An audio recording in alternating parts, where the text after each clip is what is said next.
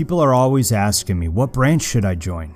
Let me answer that question by comparing branch missions and locations, military occupational specialties, quality of life, operational tempo, and pay.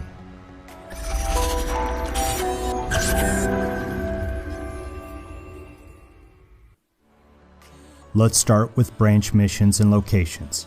The mission of the U.S. Navy is to win wars, deter aggression, and maintain freedom of the seas. I don't want to hurt anyone's intelligence, but this requires ships and submarines and aircraft carriers, etc. Yes, there are land-based opportunities for sailors, but for the most part, you are going to be assigned to a vessel that is at sea, or you are going to be stationed on the coast. If you like water and boats and are more of a beach person, then this might be a more natural fit. If you hate the ocean and don't like water, then the Navy probably should not be your first choice. Because the Coast Guard is not part of the Department of Defense, I usually don't include them in my videos, but the same logic applies here. If you are patriotic and you want to serve, but want to stay in the United States and near water, then consider the Coast Guard. The U.S. Marine Corps falls under the Department of the Navy. Their mission is to seize or defend advanced naval bases and/or other land operations to support naval campaigns. Their specialty is doing combined arms, amphibious, and landing force operations. Marines are focused on combat. Every Marine is a rifleman. This is one thing that I really like about the Marine Corps. Marines are tough and in good shape. This goes for the infantrymen to the supply sergeant. Most Marines are stationed either in North Carolina, California, Hawaii, Japan, or the DC area. If you don't want to live in these areas, or if you don't like working to support the landing force or amphibious portion of a naval campaign, then consider another branch. The mission of the U.S. Air Force is to fly, fight, and win in air, space, and cyberspace. Here is a map of Air Force base locations. Let me oversimplify by saying that the Air Force bases are almost always in better locations than Army bases. So if you like airplanes, space, or cyberspace, there is likely an Air Force base near you. The U.S. Army's mission is to deploy, fight, and win our nation's wars. There are Army bases in 25 states, Washington, D.C., Puerto Rico, Belgium, Italy, Germany, Japan, and Korea. Army base locations are generally in locations where there is a lot of land for training. This usually does not coincide with booming metropolises where people focus on health, education, and high quality of life. Let's move on to military occupational specialties. Most military occupational specialties or career fields are available in all four branches. For example, you can be in public affairs like in this photograph, or you can be a supply specialist, a military police officer, a computer or signal specialist, a doctor or a lawyer in all four branches. You can fly planes or helicopters in all four branches, but there are a few nuances. Each branch has its collective personality traits and culture. Some of these may appeal to you, some of them may not. I will say that the Navy is very focused on the difference between the ranks. There are separate dining facilities for officers and enlisted.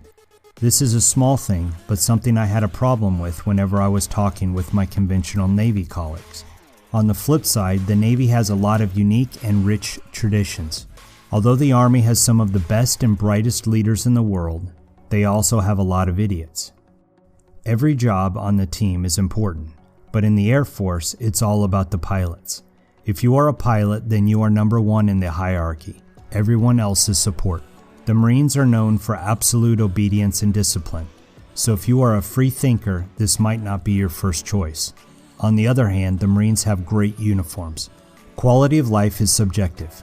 What might be terrible in the eyes of one person could be wonderful in the eyes of another.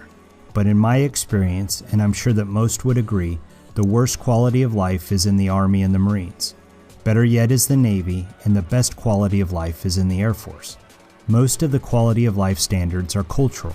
For example, if you live in a tent or sleep on the ground as a soldier or a Marine, then you will be happy to have any old building as an office. But if you're used to state-of-the-art technology and work 9 to 5 in an air traffic control tower, then for sure your standard for housing and offices is going to be much higher.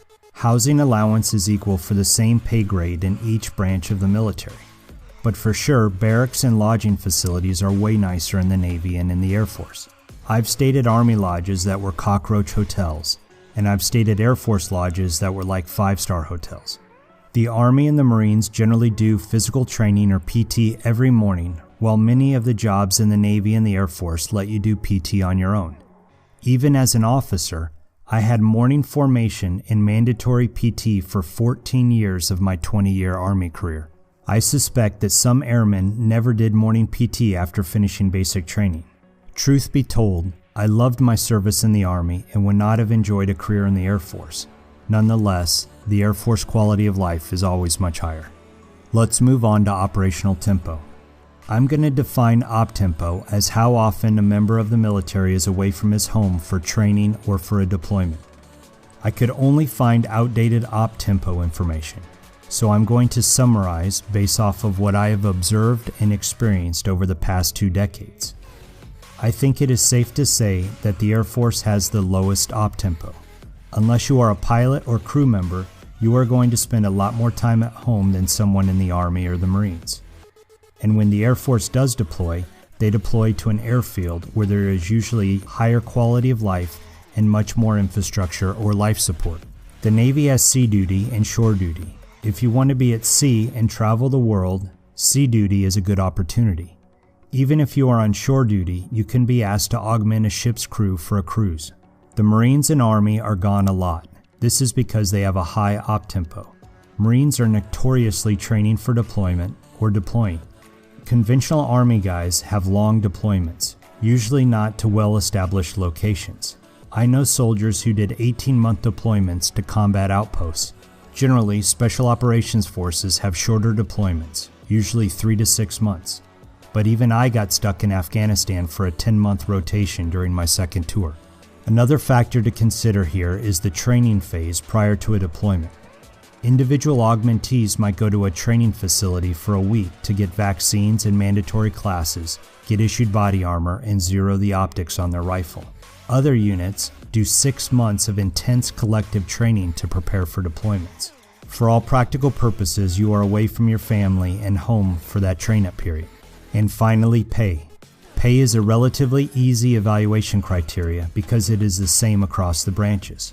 Soldiers, sailors, airmen, and Marines of the same pay grade and year get the same pay.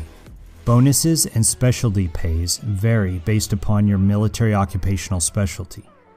So if money is your most important consideration, then you need to speak with somebody in that career field and ask about specialty pays.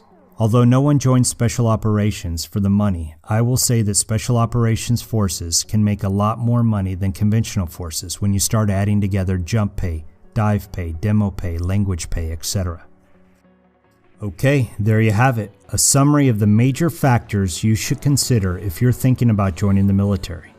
Serving your country has a long and distinguished history. I hope I gave you something to think about and applaud your decision to serve. Thanks for watching. Don't forget to subscribe and to forward to a friend who needs to know this. Life is a special operation. Are you ready for it?